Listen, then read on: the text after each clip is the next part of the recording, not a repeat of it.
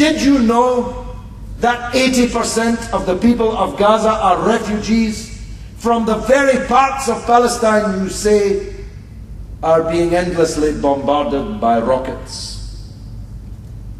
Aimless, militarily useless pieces of ordnance which fly up in the sky and fall down 99% of the time, hitting nothing, damaging nothing, harming no one. Can't you see that these rockets are a cry of despair, of rage from people whose land was taken in order to build these Israeli towns that you have visited? And few of them confess to having seen any ruins or seen any bones. But that's the essence, isn't it, of this whole disaster.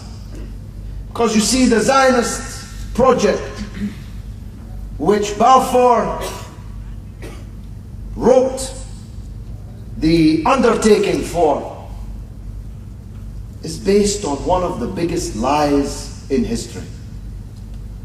That Palestine was a land without people, which could be given to a people without land. And it's because of that gargantuan lie that all the other lies have to be told. And in their hearts, the Israelis know that what they have, they took from someone else. That the life they enjoy at someone else's expense. It's this which makes them insecure. It's not Hamas or rockets which make them insecure. They are a military superpower, backed by the world's greatest power. It's the fact that their whole case is based on a lie, and that what they have, they stole, that makes them insecure. The greatest of all Jews, Albert Einstein, the greatest genius ever produced by humanity, was asked to be the first president of Israel. And he answered thus: I could never be the president of a country whose future is based on the destroyed past of someone else. I could never be the president of a country whose future happiness is built on the misery of those whose land they have taken. That's the real voice of the Jews. Albert Einstein, or those rabbis that we saw on the video. Let no one ever suggest that our conflict is with Judaism or with the Jews. Our conflict is with the lying, stealing ideology of Zionism, and only with the lying, stealing ideology of Zionism. As the rabbi said, it's in the Old Testament, as we're talking scripture: thou shalt not steal, thou shalt not kill.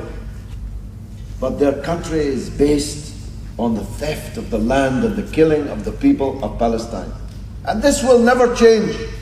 If a thief holds on to his stolen goods for 100 years or 200 years, it will never change the fundamental fact that he stole what he now enjoys, which belongs to someone else, who will never relinquish their demand for the return of that which was theirs. So this Palestinian issue has consumed my life from the age of 21. I'm not as old as Mahdi, but I look much older because I've done even more traveling than him. All these almost 35 years that I have been fighting this cause, I have never lost sight of the fact that I was trying to persuade people of the truth, and that one day the truth would prevail. And I profoundly believe that that day is coming soon. And I think that the key, because our empire has now set and your empire has now risen, the key is here in the United States of America. And I believe, I know that not everyone in here is persuaded of this, but I want to persuade you that this is a turning point in America. That the election of President Barack Hussein Obama is the best thing that ever happened to the United States of America, and has the possibility of changing the paradigm of the United States' role in the Arab world, in the Muslim world. If you don't believe me, listen to what the right wing are saying. Listen to what the most fanatical friends of Israel are saying. They think that Obama intends to change the US role in Israeli-Palestinian affairs, and if they think it, we should think it too, and we should work to make it happen. There is no point in standing on the outside. Really, there is no point in standing on the outside of this debate, of declaring we lost before the battle was even joined, of declaring that our adversaries are so powerful. They, that amorphous they, them, that we hear so often talked about, they will never allow Obama to do this or that, them. If we are so unfaithful to the cause of the case that we hold dear, that we will not engage with the debate, then we will hand to our adversaries an undeserved victory. Because at the end of the day, all we are asking the American government to do is follow a policy in the Middle East which is in the interests of the American people rather than other people elsewhere. That's all we're asking. An American policy in the interests of Americans.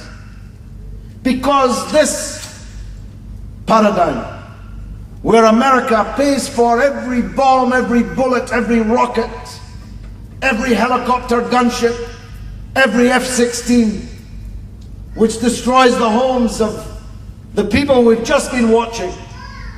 It is this role which has caused so many people in the world to hate America. Some of them to hate America so much that they're ready to support people who want to harm Americans, and made people so crazy that obscurantist savagery can gain a foothold amongst desperate and angry people.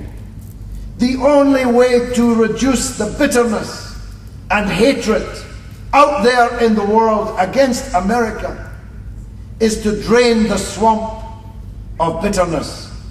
And the only way to drain it is to stop watering it with new blood and new injustice and begin to reverse the injustice we already have perpetrated.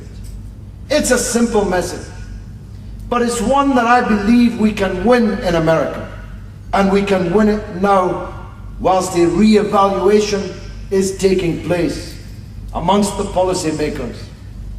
That's why this postcard campaign that Mehdi told you about is so vital.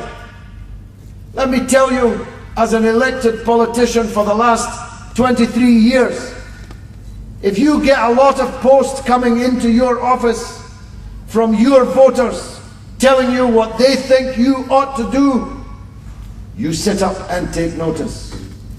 But if the messages that you receive are all from the other side, if the power that you feel is all from the other side, why would you change your attitude?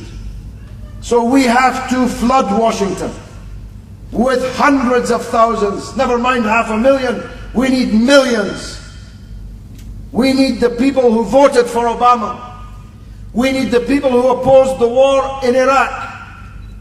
We need them understanding and beginning to support our case for Palestine, and if we do that, we can move mountains. I'm absolutely sure about that.